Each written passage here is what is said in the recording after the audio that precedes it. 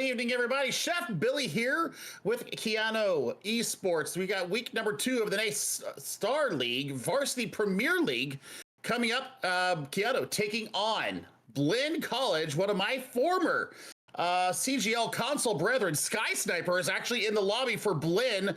Did not expect to see that name so soon, but we're all about Keanu here tonight as they're hoping to take a 3-0 victory over Blinn Buccaneers.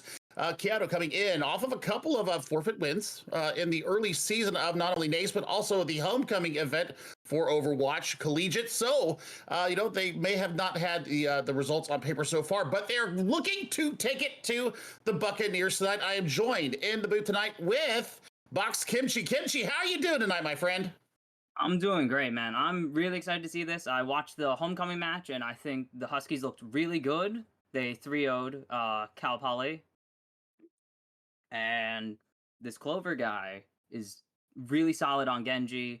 I think that they really have what it takes to, if they just give him the space, they can easily take on this Blinn team, who are also coming off of a 3-0 win from last week. Okay, I mean, Blinn has kind of been a perennial, closing around the top 20 for the Ochre standings. I'm a member of that committee, and Blinn has been up there. They've down. They've kind of had some mixed results over the past couple of seasons of collegiate. So let's see how they key up against the Huskies tonight. I'm going to be looking at Sky Sniper, obviously, because of personal reasons, but I'm really going to zero in on the DPS of Keanu. This is where we're going to see what kind of meta we're looking at right now. I'm a color caster, as a lot of people know, and I'm going to be breaking down what I see because the meta has kind of shifted with the latest balance patch that has come out. There has been some significant changes, mainly to Orisa and Zarya, to be most notable. I really want to see how these collegiate teams are going to be able to take to this now that we are on the live patch. We're looking to see if Zarya is actually going to be able to go in there and stay up against an Orisa, because Orisa is still very strong. Even though there has been some nerfs to her cooldowns, she is still just as potent as ever. You do not have the javelin spin cancel anymore, though. That is the certain thing. But instead of you getting the immediate cooldown or then starting the timer on it again, it will start as soon as you let it go. So this is where we're going to see some changes. We'll see if Orisa is going to be the one that's going to be to go in there or not. So Kimchi, we're going to start out on Busan, and we all know that Busan has 3 different components to it. Sanctuary obviously favors an Orisa, but I also like the Zarya here. Busan downtown, you can use the flyers here. You can also bring out the sniper core, and then Mecha Base obviously is the more brawlish of the 3 sub maps here in Korea. So we're going to be seeing what do they have to bring to bear against each other. Who's going to get out the gate? Want to know? Sorry. I mean, for tank play, as far as Orisa goes, she's been pretty much dominating a lot of the meta, and we're going to see how this tank play goes for them, but Keanu also has the ability to do a Junker Queen or a Diva, so they can really get in there and make some space for their team to start pushing up and keeping their advantage. And as we head into game right now, it is looking like Keanu oh, never mind, resets. There's the debate. You love the debate here. And like I said, Busan does favor snipers. It also favors a little bit more of an aerial threat. So as we got about 15 seconds for the teams to kind of decide where they're going to go with this, I'm really looking to see, what kind of DPS are we going to come out here? What kind of tank are we going to have coming out here? Are we going to see a pharmacy? I mean, that's something that it works very well here, as long as the other team does not have a darn good sniper. Well, Sky Sniper is actually going to show us a Genji. I know this Genji all too well, but they're going to be running with a little bit of the Bastion as well. So you've got the projected barrier. It's got extra health. It's got extra duration. Will that be able to keep up either a Genji or a Bastion as Blinn tries to come out from the far side here? We're going past the PC room over on the right-hand side.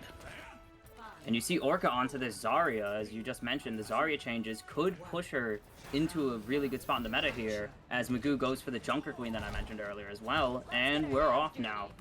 2 teams are looking to We have a small skirmish here on the side. Clover's going real low.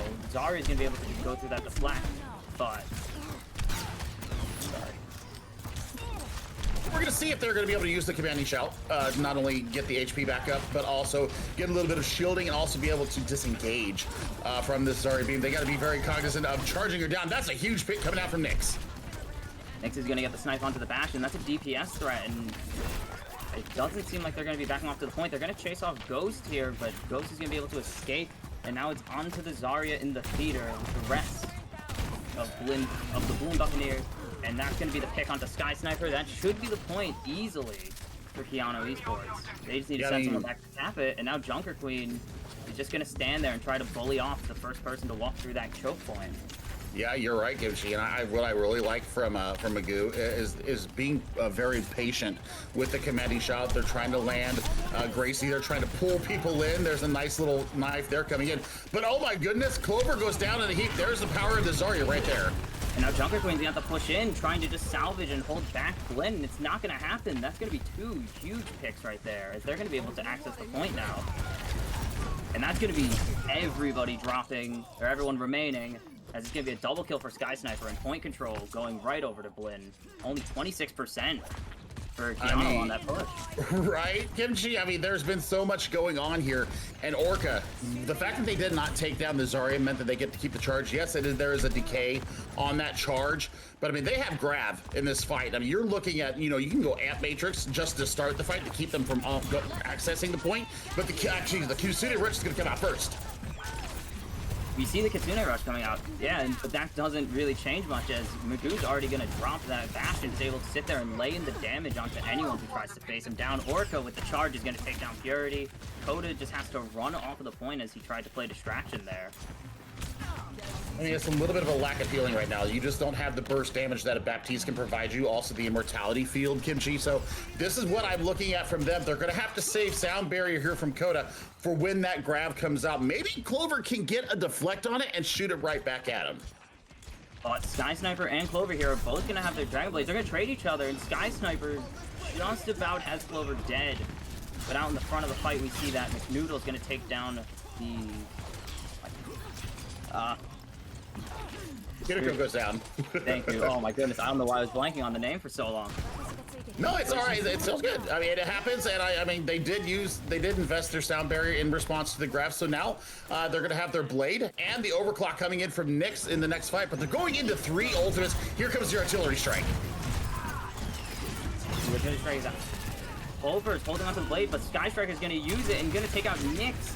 And now it's just cleanup detail here. Zarya's charged up, and they're still holding on to the Sound Barrier, waiting for any ultimates to come out from Keanu that can possibly threaten them off the point. Yeah, and I mean, they're looking to save this. Oh, and Clover's low. Yeah, Clover's 1 HP, literally 1. And Nick is low. And they're not even able to touch the point. Blinn just putting on a masterclass right there. I mean, that's all about space taking. Orca, they're asking how much HP did they have? Clover, exactly 1. Yep, no lies there. Cotton 4K. We're gonna head to the Sanctuary. I don't know. Junker Queen into the Zarya. If they cannot close down and focus down the tank of Blinn, that's going to be a massive, massive undertaking for the Huskies here of Keanu. They need to think about, how can they mitigate the damage going in? How can they deal with a Zarya right now? I don't think that the Junker Queen is the best choice right now, unless you're getting the value, unless you're pushing in, unless Coda and Clover are pushing in with Magoo. With I mean, they don't even have a Baptiste, so I mean, you're gonna have to use that speed, engage to get on top, and then save the commanding shot for when you start dropping so very low. Now Clover's onto the Hanzo. They're looking to use this range now with the double sniper comp. And there's gonna be a small skirmish, but it's just the Junker Queen. Sorry, it's just the Zarya is just gonna be able to eat so much of that with her bubbles. The Junker Queen can't really push. The Bleed's just gonna benefit the Zarya more than anything. And here you see Sky Sniper off to the side, just getting free charge and poke onto Magoo here. Clover needs to hit some shots. They're really trying to make space for these snipers, but they're just gonna have to back off the point. They drop Kiriko, they drop Junker Queen, and now Blinn is just pushing up on them. They're gonna almost get the team kill. Coda does escape. So I mean, both teams Right, both teams, they do have the speed engage with the Lucio right now, but it's the burst healing that's really separating Blinn from Keanu right now. So I think that they need to think about their healing core, because there's just not enough focused burst healing coming out from the back line of Keanu. So, I mean, you know, they're getting up in their ultimates, but I mean, Clover's going to drop here very soon. They're getting the right clicks on him. The commanding shout really just saves Clover there. But now Zarya's just charged up still, and they can't really find entry. Clover, none of the Storm Arrows are going to connect. But they're going to... that's an invincibility field. I thought that was something else. But it's just all of Blinn seem to be on high health except for Orca. He has the bubble and the barriers, so it doesn't really make a difference. Oh my god, that's a disgusting Matrix coming out, and there's a Dragon's invested as well! They're instantly just going to find 2 members, and that's going to be their not burst healing, but their AoE healing, and their main tank down. And it's going to be another, not a team kill still, but it's just going to be everyone on Keanu is dropping. They need to find an organized push here. Maybe they try to charge at the beat, but Oda's only going to drop there. And I think it's just going to be they have to beat or Kitsune rush in and something. Hope for a pick here. They have the thing is, right, the good thing is that they don't have the grab anywhere near up right now, so I mean, they've taken better lines of sight. There's a Kitsune rush coming out right now. And you see that they're going right onto Bastion. They want this Bastion down. But that's the beat drop out from Ghost, and they still have Artillery Strike available to them. That's the Jungler Queen ulti out. McDoodle's going super low, but the bubble just barely going to save him. And now the Jungler Queen's going to drop Sky Sniper, picking up 2 there. 3 with the Dragon Blade. And I don't know, does Keanu have any answers in the next 5 seconds? Nope, they sure don't. Yeah, this will be a 2-0 submap victory here for Blinn College. Keanu not being able to deal with Orca on the Zarya, nor the Baptiste of Hutch coming in clutch there for the members of Blinn. The Buccaneers coming out strong. They take a 1-0 lead here in our Week 2 matchup here in the NACE Starleague Varsity Premier Division. And I mean, this was just perfection. I mean, they played it pretty damn near perfect. Other than that first fight win that Keanu took, Blinn really was the aggressor there. They kept a high charge Zarya. That was their focus of all of their healing resources. And a lot of the DPS trades that we saw come out was, you know, them basically being a meat shield for Orca in that defense. So we'll see what Keanu has up their sleeve for the second map. But man, Sky Sniper had a pretty good map there on the Genji, deflecting quite a bit of damage coming back and forth. They were able to get a couple of Dragon Blade kills. Yeah, I think that Hutch really was the MVP of the map, just making sure the Orca never went down, save that immortality barrier for whenever they needed. But we're going to head to a quick little break while the teams decide which map is going to be next. We'll be back with you in just a few moments.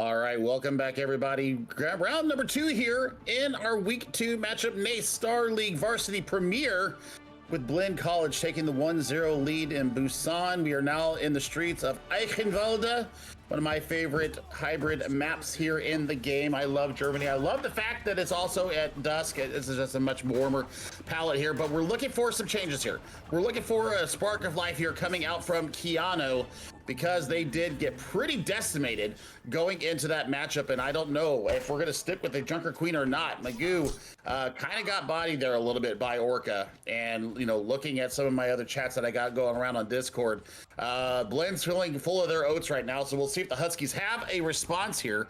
They're going to try and bully their way through the car wash area and see if they can get on top of this back line. They're going to try and force Immortality Field out early, but we'll see what the Huskies have coming out the gate. They do have the Genji coming out from Clover once again. Has some good moments, just needs to be able to confirm kills. Yeah, the issue is, I think, the Baptiste mostly. And if they can find a way to get on that Baptiste, Blinn is going to have to start backing up and giving space.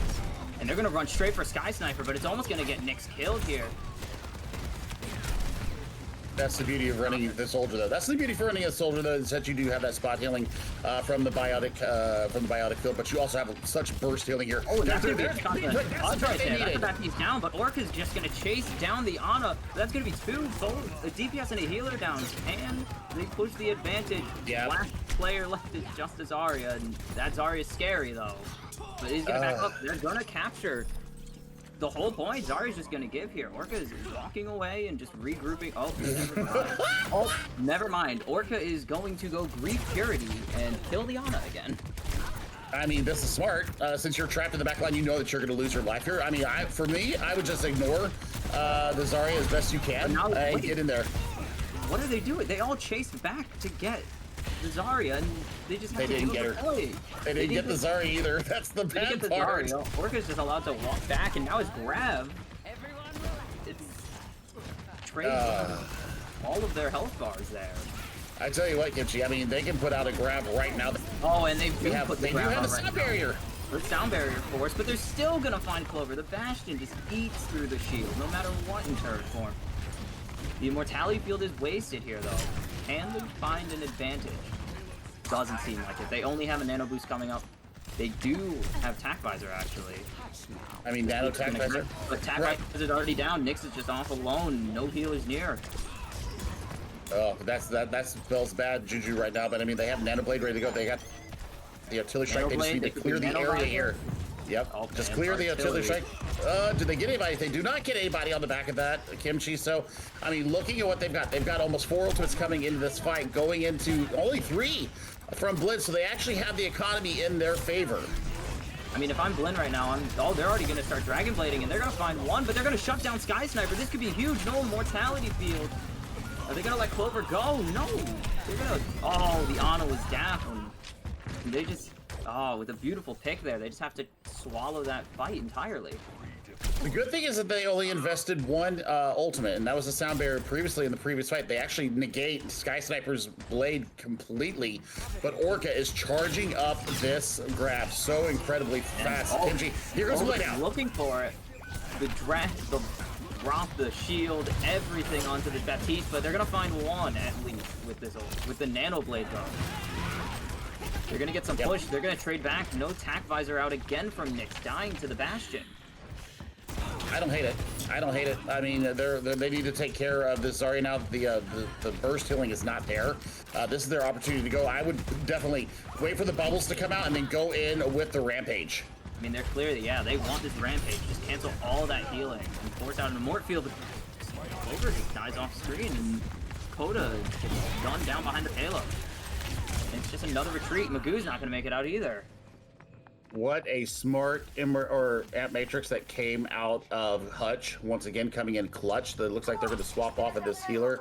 They're going to go over to the Kiriko. So yeah, they're going to look for being able to have a little bit more mobility to get away from these dangerous situations. Coda, 12% off of sound barrier. Orca has this grab ready. I'm looking for them to go from the top. Oh, let them have it. Graviton right out. They don't have an answer. Oh, no. It was a good Suzu at least, but Sadly, they got sucked right back in. The damage is way too high, and an incredible play by Orca right there, pretty much by himself. I mean, that's exactly what they needed. They needed that just really quick economic fight. You know, they get a little bit of extra ult charge on the other side, but I mean, NACE needs to let loose with this, with the attack visor here very shortly. You've also got the ring of this Rampage. They've been holding on to 2 or 3 ultimates since they captured point. Clover's gonna be half health, but that's gonna be really well healed up by the Kiriko. And Clover's looking for this Bastion right now, who's got the Baptiste sitting on them. And it's not looking like Clover's winning this fight, to be honest. They're gonna get ghosts. That's actually a really good push here. The visor with the sound barrier. They're gonna find a massive target in the Zarya. They just need to get this Bastion, and now they can push. Purity's gonna secure that kill. Oh, and they find the Baptiste falling from the sky. I mean, taking down Orca first was at public enemy number 1. A high charge Zarya has to be your first focus of target, and once that self-projected barrier is done, you can go in on top. They didn't have anything to defend. They tried to throw the immortality barrier up, doesn't work. So now, you know, they invest those ultimates and they get the value out of it. But now they're going to only have this Kitsune rush coming out. Kitsune rush. Sky Sniper's just shredding up in the backline, and yep, they just pincer them. And it's not a very hard recovery from Blinn. They only invest a singular Genji ulti. And they now have a grab, they have an amp, and they have the sound barrier. There's a Kitsune rush, and 20% off a Dragon Blade for Keanu. The pressure is on. I mean, they've got 35 seconds to get as much cart push as they can. And I mean, they need to go through the keep here and get on the high ground and wrap around to take care of Blinn on the high ground, dislodge them. So maybe get a sneaky player on the back and just put a 4v5 up there and see if they can get some extra push going in. Oh, the Clover's gonna drop so low. The Graviton is incredible and just finds 4 members. And NACE, I don't know if it's gonna be enough here. 10 seconds, NACE can't even get there. Orca just blows him up, and then Hutch finishes it off with a singular shot. Well, it looks like 109.52 meters. It's going to be as far as they get. They actually procced it. They procced it. Yeah, they're working on it. They're working on it. To touch. It's going to be a touch, but I don't think it's going to be enough to make it back, unless Coda can sit on this thing. Clover's down, the Wrecking Ball is down. And there's the artillery strike. I was going to say you have your Kiriko coming back up, but I mean, no chance Kiriko made it. Right. If I'm being honest right now, it's a tank difference. There's two glaring issues right now. It is the fact that you're running a Junker Queen into a Zarya that's got a Baptiste pocket. That's your 2 problems right there. You don't have an answering Baptiste for the Huskies. And Blinn, I mean, they're just living pretty right now. They, you know, if they can get on top of Hutch fast at the beginning of a fight, that's where they've seen their best success so far. So Keanu needs to build off of the back of that. I think that if Keanu can build off the back of them being able to go in on Hutch, force that early immortality barrier out, and then close and secure the kill, then you go to Hutch after that, because Ghost is not going to be able to keep Orca up if you've got 3 members of the Huskies breathing down the Zarya's neck. So I think that they've got to change things up.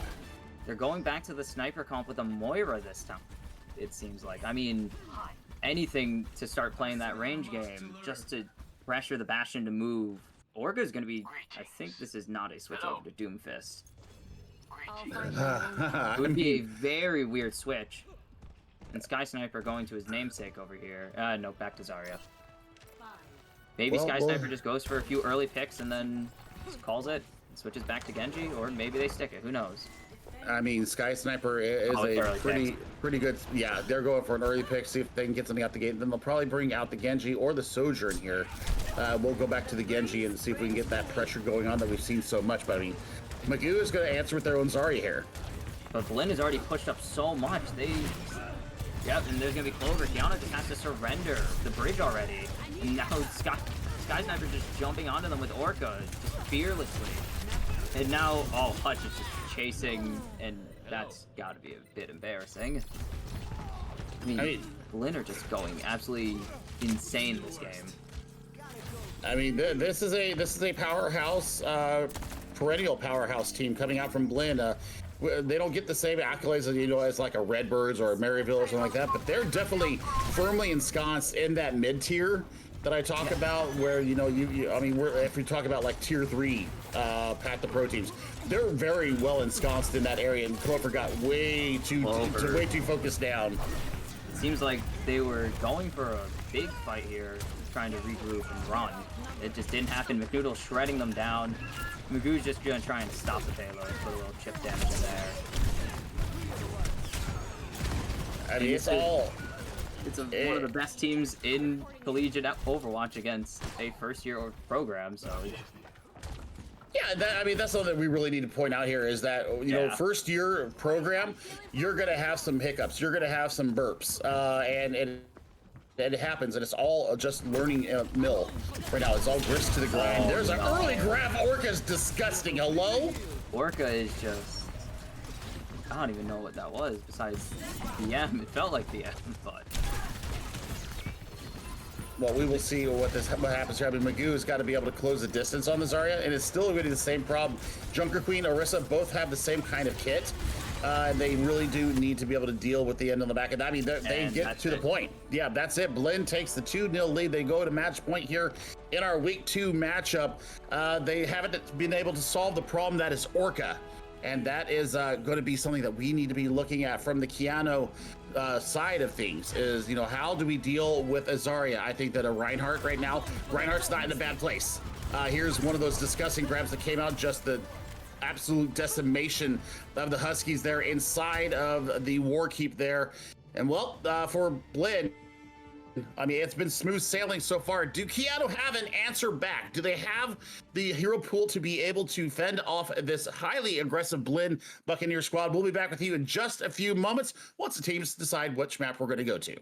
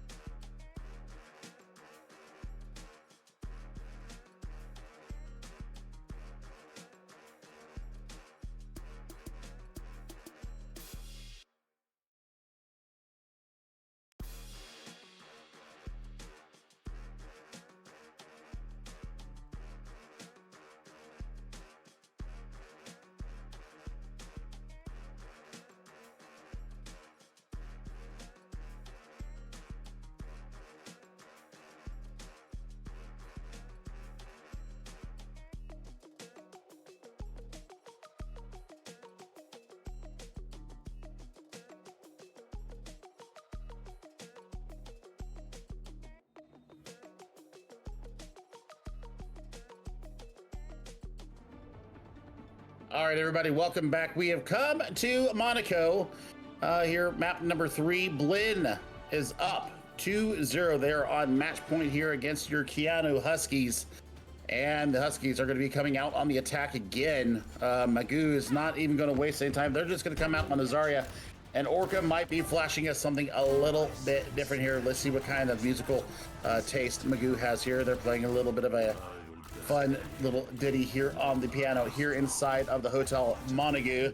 And we'll see what they have coming out. They do have a Zenyatta out here. They are not bringing out what I call the Monaco 5.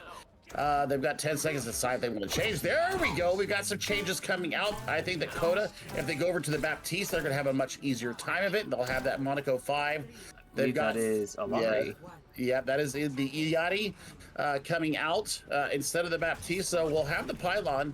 We'll be looking for a Captive Sun. Skydiver. It's a Sigma, actually. I did not notice that. So now Sigma just ambush the back lines, and it's immediately going to be one pickup. They just jump onto Coda, and Coda has nowhere to run. It's just trying to get the Bastion. McDoodle's going to drop here. If they can get the healing onto the Sigma, this could still be a fight, actually. Especially with the close spawn. Yeah, they're going to have to give up space. Over. They're into the enclosed space. This is where they want Sigma to be.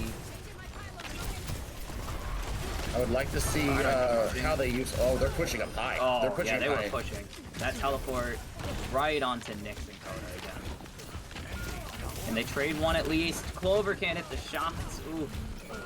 That was so close. And now Sky Sniper's just going absolutely ham on the Symmetra. And that's a triple kill. They got families, man. Very well, though. They've got families, and once again, it's the Baptiste difference. They don't have the immortality field for when the fight, when they lose a player. They don't have the ability to keep themselves in the fight. That's just coming out from on top. Oh my god. They just don't have an answer. I think they need something to answer this Baptiste. Alari's sitting at 36%, so I don't think the healing or damage is getting done much. No, it's definitely here. Yeah. You're right, Kimchi. It's the fact they don't have that Baptiste in their midst. They don't have that immortality field that'll allow you to get that pylon down and get that burst healing out from the Iliadi. So I really want to see the switch over to the Baptiste. That's a much better pick here. And Purity, 75% to... And they're going behind right now, right onto Nyx, and Nyx just has to give up all the high ground. And Clover's dead. So is Purity. And Coda is not long for this Earth if the Bastion finds them. Oh, and the Symmetra finds them instead. Magoo's just gonna have to try and lay down pot shots because the team is nowhere near Magoo right now. Yeah, this is a very disjointed attack here coming from the Huskies. They do have Grab Dragon, but that's a Fire Strike kill from Nyx. There's the pick that they needed. They needed to get Hutch out of the fight. That could be the go signal for them, especially if Magoo holds on. Well, their Gravitic Flux came out at some point. I don't know where it went, but it came out. It did come out, and they're gonna just get a little bit more push, but only a little, because it doesn't seem like Blinn's gonna be backing up too far at this point. They know what they're up against. And there is Nyx jumping into everything. Coda, a really good ulti from Purity there, and they're gonna find Hutch actually. That's the Immort field wasted, and the shots coming in. They're gonna find Magoo. The beat drop's coming in. Clover's running for the hills. It's an Alari and it's a Hanzo. Oh! A nice snipe there onto Ghost, but doesn't seem like much is gonna come from it. Orca cleans up Coda here. That's just brutal. They got the Baptiste down again, and they just didn't have anything to answer it at this point.